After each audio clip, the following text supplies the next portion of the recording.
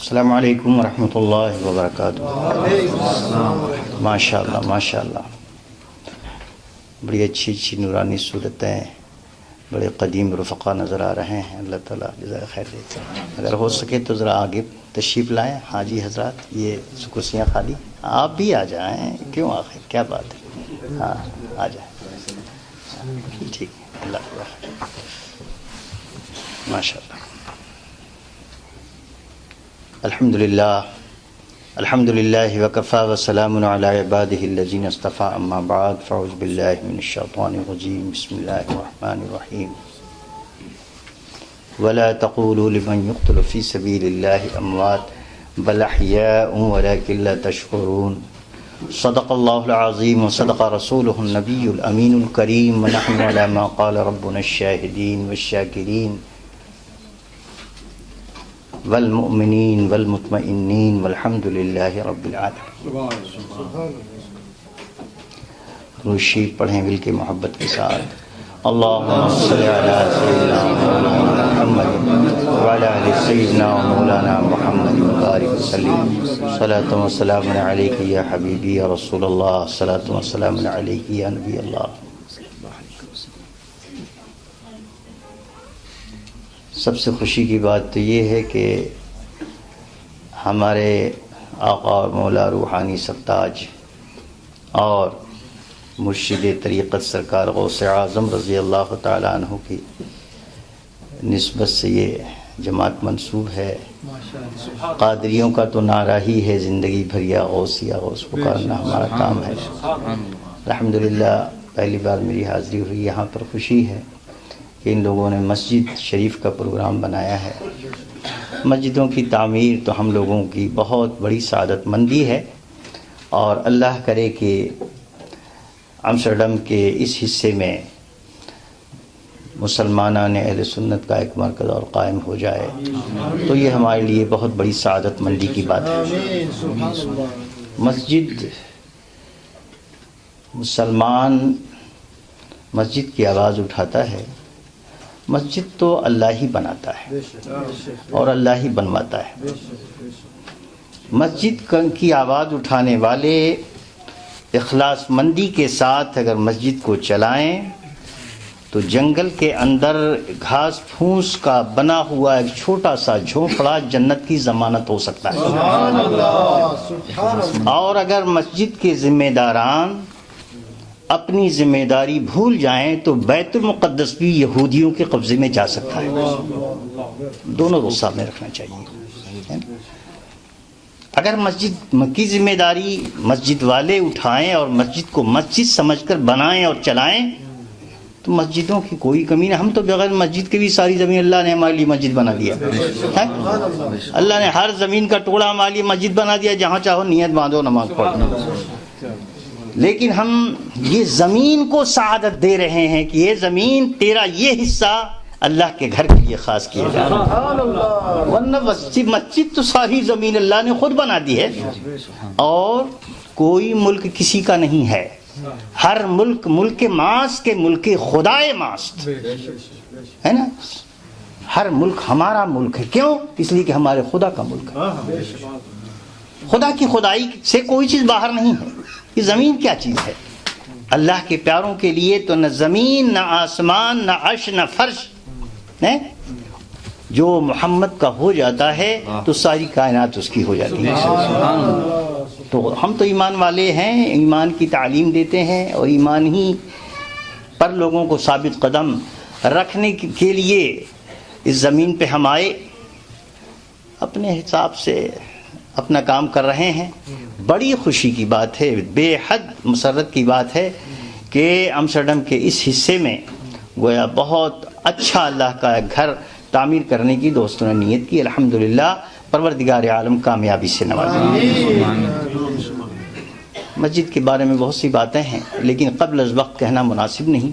ہم صرف یہ کہنا چاہیں گے کہ مسجد کو مسجد سمجھ کے بنانا، خدا کا گھر سمجھ کے بناؤ گے تو تم ایک اینٹ رکھو گے تو جنت میں تمہارے مکان کی تعمیر شروع ہو جائے گی۔ حدیث تو بہت سنتے رہتے ہو، خاص طریقے سے یہ معاملہ مسجد بنانے والوں اور چلانے والوں کو سمجھنا چاہیے کہ مسجد کو گھر کی اپنی ذاتی پراپرٹی نہ سمجھیں، مسجد کو اپنی ملکیت نہ سمجھے، اور مسجد میں آنے والا انسان وضو کر کے غسل کر کے، بھئی وضو چاہے نہ کرے، غسل کر کے آتا ہے، کیا ہر آدمی مسجد میں آ سکتا ہے؟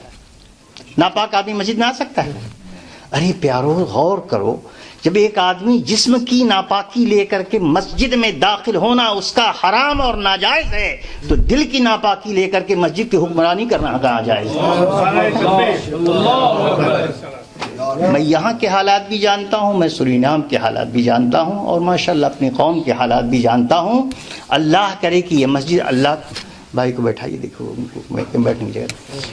تو کہنے کا مطلب یہ ہے کہ مسجد بنانا بھی ایک بہت بڑی سعادت مندی کی بات ہے، لیکن صرف فور سیٹروں کے نام میں دو چار نام کا اضافہ ہو جائے یہ کوئی کام نہیں ہے نا؟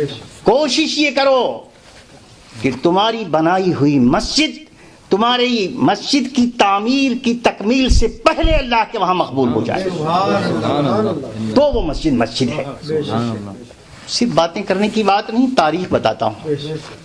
میدان کربلا کی بات ہے، تھوڑا سا وقت ہے، لیکن چونکہ مسجد کا تذکرہ آیا تو بات کہنی ضروری ہے۔ اللہ والے جب مسجد بناتے ہیں تو وہ کسی ایڈورٹائز اور رکلامہ کے لیے نہیں بناتے، وہ اس لیے بناتے ہیں کہ خدا کے وہاں یہ ہمارا کام قبول ہو جائے۔ فقیر بھی بناتا ہے مسجد تو اسی نیت سے بناتا ہے، اور بادشاہ بھی بناتا ہے مسجد تو اسی نیت سے بناتا ہے۔ آپ میں سے بہت سے لوگ ہندوستان گئے ہوں گے، پاکستان گئے ہوں گے، دلی کی سرزمین پر جامع مسجد دہلی، لاہور کی سرزمین پر بادشاہی مسجد، ایک ہی بادشاہ کی دونوں بنوائی ہوئی مسجد ہے نا، جانتے ہیں سبھی لوگ اس کی ہسٹری جانتے ہیں۔ دلی کی سرزمین پہ جو مسجد بنائی گئی تو عید کا زمانہ قریب آ گیا، سامان اتنا بھرا ہوا تھا کہ شاہی نوکروں نے اور خاص مشیران کرام نے آ کے بادشاہ سے کہا حضور والا عید پر تو نماز پڑھنا بڑا مشکل ہے، اتنا سامان ہے کہ اگر اس کو اٹھوایا جائے تو مہینوں لگ جائے۔ کہا عید کی نماز ہم اس مسجد میں کیسے پڑھیں گے؟ انہوں نے کہا میرے پاس اس کی بھی ترکیب ہے، کہ صبح اعلان کر دو کہ مسجد میں جتنا سامان، لکڑی، لوہا، فولا، ڈھیما، پتھر سامان ہے، جو چاہے لے کے جا سکتا ہے۔ ایک دن دو دن میں سارا سامان صاف ہو گیا، مسجد صاف ہو گئی۔ کہا جس کو جو ضرورت ہے اٹھا لے جائے۔ ایک بات لوگوں نے کہا حضور تو پھر آج سے شروع ہو جائے اذان، اس لیے کہ ظاہر بات ہے کہ اب تو مسجد ہے۔ کہا تم کو پتا نہیں کہ مسجد میں نے کیوں بنائی؟ میں نے مسجد بنائی خدا کو راضی کرنے کے لیے، اور جب تک مجھے پتا نہ چل جائے کہ اللہ کے وہاں میری مسجد قبول ہے اس وقت تک میں یہاں اذان اور نماز جا کے نہیں پڑھ سکتا، میں اس کی اجازت نہیں دے سکتا۔ کیا کہا؟ میں نے خدا کے لیے مسجد بنائی ہے، اللہ کے وہاں جب تک منظوری مجھے پتا نہ چل جائے مسجد کی اوپننگ نہیں ہوگی۔ جانتے ہو کیا ہوا؟ رات کے وقت مسجد میں حوض بھی ہے نا، سبحان اللہ، بہترین حوض، شاہی زمانے کے بنے ہوئے مسجد بھی ہے، حوض بھی ہے۔ دیکھا بادشاہ نے خود ہی خواب میں کہ سید عالم آقا اور مولا سیدنا مصطفیٰ صلی اللہ علیہ وسلم مسجد شریف میں تشریف لائے۔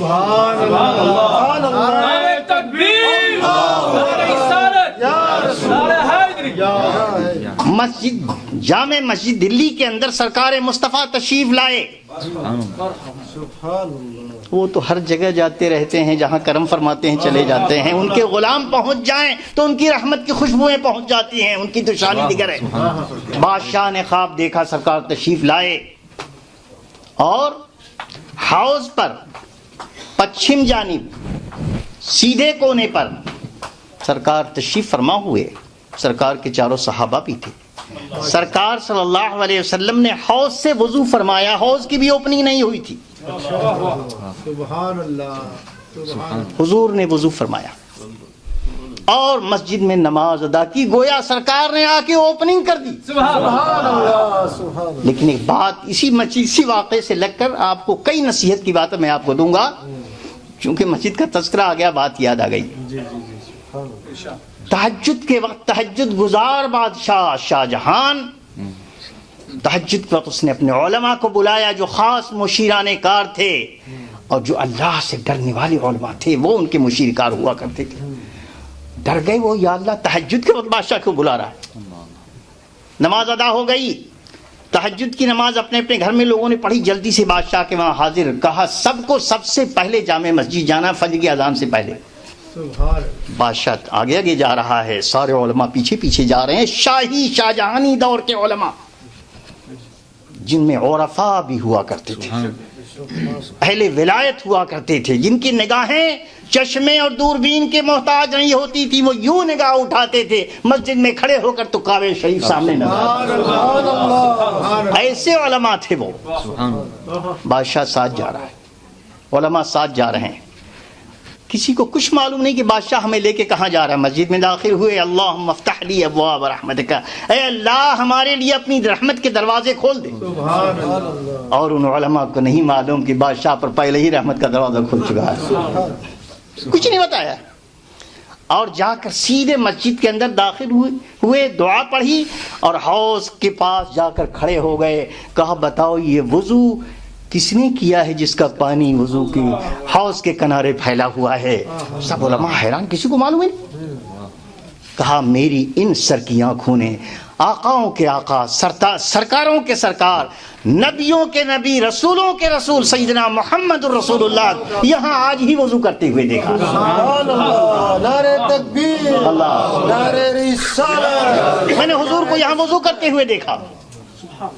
اس کے بعد مسجد کی اوپننگ ہو گئی, سرکار نے وضو کر دیا, نماز پڑھ لی. اس کے بعد صبح کے وقت بادشاہ نے اپنے مشیروں کو حکم دیا کہ یہ حصہ جہاں میرے آقا نے بیٹھ کے وضو کیا ہے اور جہاں جہاں تک وضو کا پانی گیا ہے, خبردار کوئی انسان یہاں قدم نہ رکھے. اس کو سنگ مرمر سے باقاعدہ اتنی دور کو گھیر دیا گیا. جو آدمی وضو کرنے آتا تو وہ ایسا بنا دیا گیا کہ وہاں کوئی بیٹھ ہی نہیں سکتا تھا, جالیاں اور یہ وہ سب. اور وہاں فارسی زبان کے 2 اشعار لکھ دیے گئے.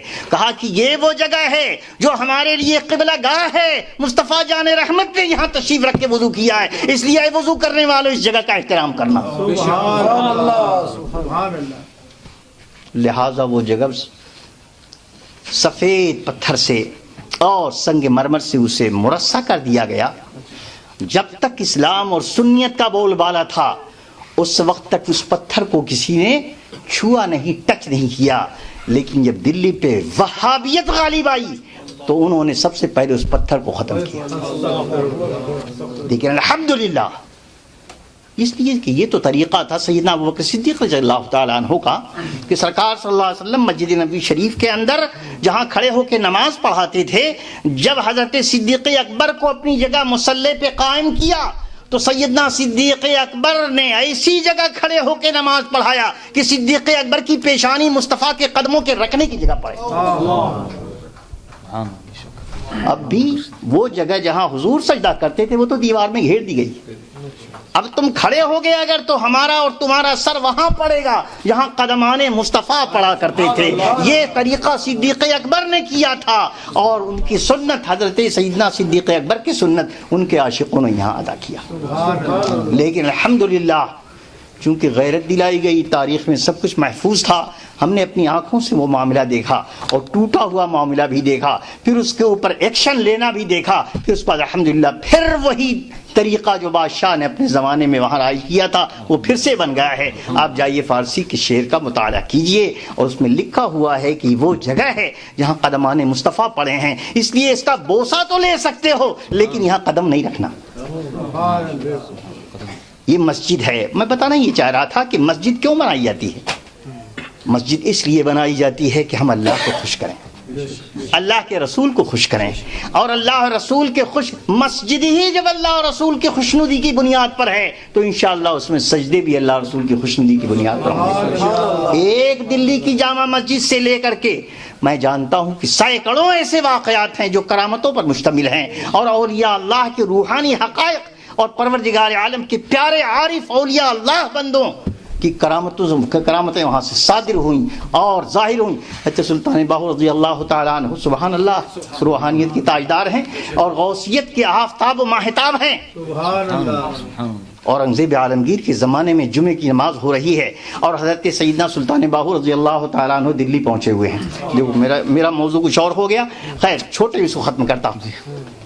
حضرت سلطان باہو تشریف فرما ہے، جمعے کی نماز ہو رہی ہے، بادشاہ بھی حاضر ہے، وزراء بھی حاضر ہیں، مسلمان بھی حاضر ہیں. بادشاہ پر ایک روحانی کیفیت طاری ہے کہ آج اس مسجد میں کوئی اللہ کا ایسا بندہ آیا ہے جس کے دل کے اندر مصطفیٰ بستے ہیں اور یہ خوشبو مصطفیٰ پوری مسجد میں پھیلی ہوئی ہے. یہ خوشبو مصطفیٰ پوری مسجد میں پھیلی ہوئی ہے. کوئی عام بندہ اس کے نافع دل کے اندر اتنی خوشبو نہیں ہو سکتی. جس نے مدینے کو دل میں بیٹھا لیا اس کی یہ خوشبو ہو سکتی ہے. نماز ختم ہوئی، بادشاہ نے کہا اپنے وزراء سے، ان کے وزراء بھی عام لوگ نہیں تھے، اولیاء اللہ تھے، صلحائے امت تھے، بارگاہ خاص کے نوازے ہوئے لوگ تھے، اللہ کے کرم اور اللہ کے نبی کی رحمت سے نوازے ہوئے تھے. نماز ختم ہوتے ہی بادشاہ نے کہا تلاش کرو کون اللہ کا ایسا بندہ آج یہاں آیا ہوا ہے جس نے اپنے نافع دل کو کھول دیا ہے اور پوری مسجد میں خوشبو مصطفیٰ گونج رہی ہے. ہر ناک وہ خوشبو نہیں سونگھ سکتی، ہر آنکھ وہ جلوہ نہیں دیکھ سکتا، ہر کان وہ صدائیں نہیں سن سکتی جنہیں صدائے سرمدی کہا جاتا ہے اور اللہ کے خاص بندوں کو جو آوازیں سنائی جاتی ہیں. زندگی بھر میوزک سننے والے صدائے سرمدی کیا جانے. بہرحال بادشاہ نے حکم دیا اور علماء لگ گئے ڈھونڈنے کے لیے جامع مسجد میں کون ایسا اللہ کا پیارا بندہ آیا ہوا ہے. بہرحال کہتے ہیں کہ ڈھونڈنے والے قیامت کی نظر رکھتے ہیں، جیسے پہچاننے والے ویسے اللہ کو نوازنے والے، ہر طرح کے اللہ کے بندے ہوتے ہیں. لوگوں نے کہا حضور پاکستان تو زمانے میں نہیں بنا تھا لیکن اس خطے کا نام لیا. کہا کہ ہندوستان کے اس خطے سے جسے پنجاب اور وہ خطہ کہا جاتا ہے وہاں سے فقیر آیا ہوا ہے اور اس فقیر نے اپنے کو گدڑی میں چھپایا ہوا ہے. لیکن آج اللہ تبارک و تعالیٰ نے حضرت سلطان باہو رضی اللہ عنہ ارشاد فرمایا کہ جانتے ہو مجھ سے جو کرامتیں صادر ہوئے تو اس کا مطلب کیا ہے؟ اللہ نے مجھے اتنا روحانی دولت، اتنا کرم مجھ پر فرمایا ہے کہ کبھی کبھی اس کی زکوٰۃ نکالنے میں مجھے ہزاروں کرامتیں صادر کرنی پڑتی ہیں. اللہ کا اتنا نور مجھے ملا ہے، اللہ کی اتنی رحمت مجھے ملی ہے، مصطفیٰ جان رحمت کا اتنا فیض مجھے ملا ہے اور سرکار غوث اعظم سے اتنا کرم مجھے ملا ہے کہ میں اپنی روحانی دولت کی زکوٰۃ نکالتا ہوں تو جامع مسجد دلی کے اندر لاکھوں مشام اور مشام جام معطر ہو جایا کرتے ہیں. یہ اللہ یہ مسجد کے معاملات وہ خیر الگ بات ہوگی. اللہ تعالیٰ ہمیں مسجد بنانے کی توفیق دے اور مسجد کو اللہ کی بارگاہ میں قبولیت عطا کرنے کے لیے صدق دل اور جذبہ صادق اپنانے کی توفیق عطا فرمائے. اے اللہ اس مسجد کو ہم اپنے ایڈورٹائز کا ذریعہ نہیں بنائیں گے، اس مسجد کو ہم اپنے لیے اپنے خواہشات پر ڈھالنے والی کوئی ایسی چیز نہیں بنائیں گے. اے اللہ مسجد خدا کے لیے، ان المساجد للہ، مسجدیں صرف خدا کے لیے ہوتی ہیں، وہاں اللہ کا قانون چلتا ہے، وہاں اللہ کی باتیں ہوتی ہیں، وہاں اللہ کے حکم سے آیا جاتا ہے، اللہ کے حکم سے جایا جاتا ہے. جب یہ بات ہے تو مسجد ہونی بھی چاہیے اس طرح. مسجد بنانے والوں کو عام انسانوں سے زیادہ پاکیزہ خصلت ہونا چاہیے. مسجد کا فرض ہر مسلمان کے لیے ہے. مسجد کی تعمیر کرنے والوں کو اپنا سینہ مسجد کے فرش سے زیادہ وسیع کرنا چاہیے تاکہ مسلمان وہاں آئیں اور اللہ کی بارگاہ میں سجدہ شکر گزاریں تو ان کے دل سے دعا نکلے. یہ مسجد کی بات تھی اور میں تو پھر اسی میں رہ گیا. آدھا گھنٹہ پون گھنٹے کی بات کرنی ہے لیکن بات چند منٹ آپ کے سامنے عرض کروں گا. صلی اللہ علیہ یا رسول اللہ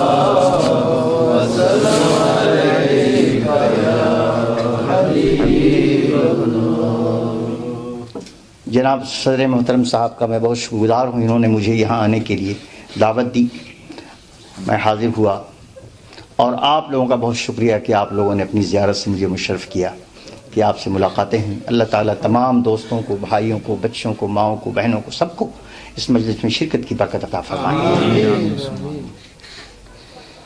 ذکر ہے حضرت سلطان الشہداء امام اتقیا سیدنا امام علی مقام امام حسن امام حسین رضی اللہ تعالی عنہما کا، خصوصاً سیدنا امام حسین رضی اللہ تعالی عنہ شہید کربلا کا. اور یہ دور وہی چل رہا ہے، یہ زمانہ وہی چل رہا ہے. ایذائیں دی نبی کو، ایذائیں دی نبی کو اور حیدر و حسن کو لوٹا یزیدیوں نے زہرا کے اس چمن کو، لوٹا یزیدیوں نے زہرا کے اس چمن کو. ہیں 3 دن سے پیاسے سرکار کے نواسے. وہ منظر اپنے سامنے لائیے. ہیں 3 دن سے پیاسے سرکار کے نواسے، نانا کے دی کی خاطر اللہ اکبر نکلے حسین رن کو، نانا کے دی کی خاطر نکلے حسین رن کو. اور حضرت امام علی مقام، ان کے تمام رفقا، یہاں تک کہ ان کا شیر خار 6 مہینے کا بچہ حضرت علی اصغر رضی اللہ تعالی عنہ، ایک شیر خار پیارے پر بھی نہ رحم کھایا، نہلا دیا ہے خون میں اصغر سے سیم تن کو. چھوٹے ننھے بچے کے لیے بھی انہوں نے، ان کے پاس پانی نہیں تھا، دریا لہلہا رہا تھا، بہہ رہا تھا، لیکن ظلم کرنے والوں اور ظالموں کے دلوں کے اوپر اس طریقے سے مہر لگ گئی تھی کہ ان کو وہ چھوٹا بچہ بھی نظر نہیں آیا. اللہ اکبر. یہ تاریخی کربلا ہے. وہی بات کہی کہ امت نے جن کے گھر سے پائی کرم کی چادر، امت نے جن کے گھر سے پائی کرم کی چادر، جنگل میں ان کے لاشیں محتاج ہیں کفن کو، جنگل میں ان کی لاشیں محتاج ہیں کفن کو. اور شبیر کے گلے پر خنجر چلانے والے، شبیر کے گلے پر خنجر چلانے والے جانے دکھائیں گے وہ کیا منہ شہ زمن کو. قیامت کے دن سرکار کو کیا منہ دکھائیں گے وہ لوگ جنہوں نے کہ سیدنا حضرت امام علی مقام کو ان کے گلے پر خنجر چلا کر کے شہید کیا.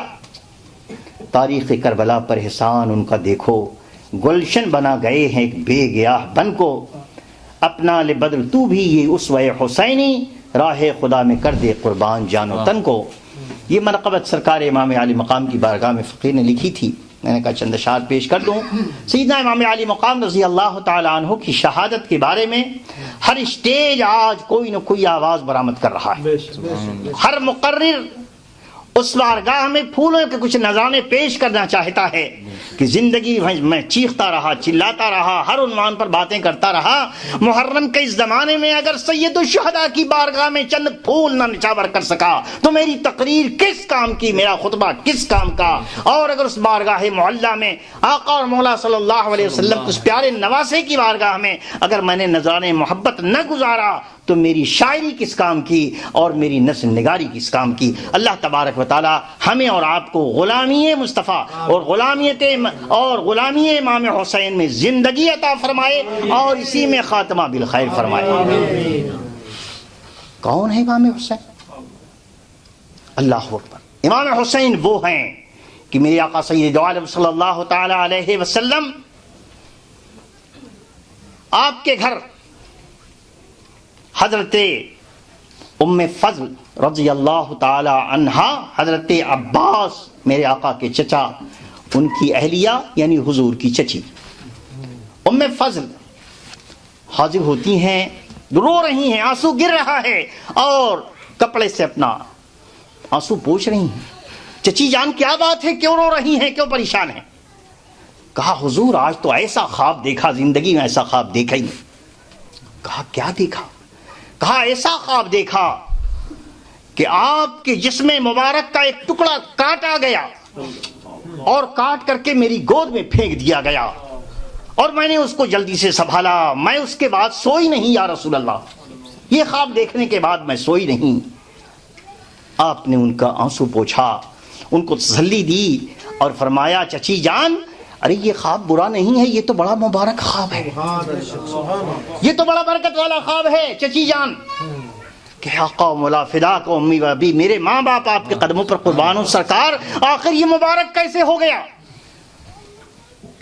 میرے آقا نے ارشاد فرمایا کہ میری بیٹی کے گھر سے فرزند پیدا ہوگا، میرے جسم کا ٹکڑا ہوگا، اور وہ میرے جسم کا ٹکڑا تیری گود میں دیا جائے گا، تو اسے کھلائے گی۔ اللہ اکبر۔ اس کے بعد کون پیدا ہوا؟ اس کے بعد حضرت امام حسین رضی اللہ تعالیٰ عنہ پیدا ہوا۔ گویا میرے آقا صلی اللہ علیہ وسلم سے جدا نہیں ہے امام حسین، بلکہ ان کے جسم کا ٹکڑا ہیں۔ حسین بدعۃ منی، میرے آقا نے فرمایا حسین میرے جسم کے ٹکڑوں میں سے ایک ٹکڑا ہے۔ اللہ اکبر۔ یہاں خواب نے بھی بتا دیا کہ ٹکڑوں میں سے ایک ٹکڑا ہے۔ کہا یہ حسین عام بچہ نہیں ہے۔ اللہ اکبر۔ بارگاہ مصطفیٰ ہے رحمت کائنات صلی اللہ علیہ وسلم تشریف فرما ہیں، آپ کے صاحبزادے حضرت ابراہیم آپ کی گود میں، ننھے شیرخوار بچے میرے آقا کے بیٹے فرزند وہ کھیل رہے ہیں، اور حضرت امام حسین تشریف لاتے ہیں، دوڑ کر کے وہ بھی نانا کی گود میں بیٹھ جاتے ہیں۔ اللہ اکبر۔ واقعات کی زبانی آسانی سے بات کو سمجھیے۔ اور اتنے میں حضرت جبریل علیہ السلام کے آنے کی آہٹ ہوتی ہے۔ اللہ اکبر۔ دونوں بچے، دونوں لاڈلے، دونوں نونہال، ایک نبی کے دل کا ڈائریکٹ ٹکڑا کہ ان کا بیٹا اور ایک بیٹی کا بیٹا۔ اللہ اکبر۔ جبریل امین تشریف لائے، پروردگار عالم کی بارگاہ سے جو کچھ پیغام لائے تھے پیش کیا، اور کہا یا رسول اللہ صلی اللہ علیہ وسلم آپ ان دونوں بچوں سے بہت پیار کرتے ہیں۔ اللہ کے نبی نے فرمایا بے شک۔ حضرت جبریل نے فرمایا آپ کا رب ارشاد فرماتا ہے کہ آپ کو چونکہ یہ بچے بہت پیارے ہیں لہذا ان میں سے ایک ہمیں دے دیں۔ اللہ اللہ۔ جو نبی کو پیارا، جو رسول کو پیارا، جو مصطفیٰ کو پیارا، وہ خدا کو بھی پیارا۔ لیکن امتحان نبوت ہے، جن کے رتبے ہیں سوا ان کو سوا مشکل ہے، جو جتنے بلند مقام پر ہیں اتنا ہی بڑا امتحان لیا جاتا ہے۔ اللہ اکبر۔ میرا آقا صلی اللہ تعالی علیہ وسلم نے سوال سن لیا۔ حضرت جبریل نے کہا کہ کیا اللہ تبارک و تعالیٰ نے مجھے اختیار دیا ہے کہ ان میں سے جس کو چاہوں اللہ کے حوالے کر دوں، یا اشارہ ہے کوئی؟ حضرت جبریل نے کہا نہیں یا رسول اللہ، آپ جسے دیں گے اللہ اسے لے لے گا۔ میرے مصطفیٰ نے سوچا اور خیال فرمایا کہ اگر بیٹی کے بیٹے کو دوں تو مجھے بھی غم اور بیٹی کو بھی غم، اور اگر میں خود اپنے بیٹے کو دے دوں تو ڈائریکٹ مجھ پر زیادہ غم ہے۔ آپ نے اللہ تبارک و تعالیٰ کے حضور حضرت ابراہیم کو پیش کر دیا۔ چند روز کے بعد حضرت ابراہیم کا انتقال ہو گیا، میرے آقا کے شہزادے حضرت ابراہیم رضی اللہ تعالیٰ عنہ کا انتقال ہو۔ اس طریقے سے امتحان کی وہ تمام گھڑیاں پیدا ہونے کے بعد ہی سے شروع ہو گئی۔ پیدا ہونے کے بعد ہی سیدنا امام علی مقام کی امتحان کی گھڑیاں شروع ہو گئی۔ اللہ اکبر، اللہ اکبر۔ اس طریقے سے اللہ کے نبی ہمارے اور آقا، آپ کے آقا و مولا صلی اللہ علیہ وسلم نے حضرت حسن کو اس طرح پیار سے پالا۔ حضرت بلال میرے آقا صلی اللہ علیہ وسلم کے گھر کے وہ خادم تھے جو گھر کے اندر بھی جاتے تھے، گھر کے باہر بھی آتے تھے۔ میرے آقا کی طرف سے اختیار تھا ان کو، اور بڑے ہی پاکیزہ الحمدللہ غلام مصطفیٰ، تو صحیح غلام مصطفیٰ۔ جا رہے ہیں، دیکھ رہے ہیں میرے آقا صلی اللہ علیہ وسلم ایک نواسے کو ادھر بیٹھائے ہوئے ہیں، ایک نواسے کو ادھر بیٹھا، کوئی اور سواری، کوئی اور تھا ہی نہیں وہاں پر۔ دیکھا بلال دوڑ کے آئے، یا رسول اللہ مجھے عنایت کر دیں آپ ان بچوں کو اپنے اوپر۔ اللہ اکبر۔ بچوں کی طرف سرکار صلی اللہ علیہ وسلم نے ان کو دیکھا، کہا نہیں ان بچوں کو رہنے دو۔ آپ نے فرمایا یا رسول اللہ صلی اللہ علیہ وسلم کتنی پیاری سواری پائی ہے ان بچوں نے، کتنی پیاری سواری ان بچوں کو اللہ نے نصیب فرمائی ہے۔ آپ نے ارشاد فرمایا بلال تم نے سواری کو دیکھا، سوار کو نہیں دیکھا۔ ارے سواری جتنی عظیم ہے سوار بھی اللہ کے کرم سے بڑا عظیم ہے۔ حسین بھی اہم ہیں، حسن بھی اہم ہیں، داہنی طرف وہ ہیں، بائیں طرف وہ ہیں۔ میرے آقا کا یہ پیار، یہ محبت، یہ جذبہ، اور میرے آقا صلی اللہ علیہ وسلم اس طریقے سے لوگ پھول کو سونگا کرتے ہیں۔ میرے آقا صلی اللہ علیہ وسلم حضرت امام حسن کو، امام حسین کو جیسے پھول کو سونگا جاتا ہے اس طریقے سے اس طرح حضور سونگا کرتے ہیں۔ صحابہ عرض کرتی یا رسول اللہ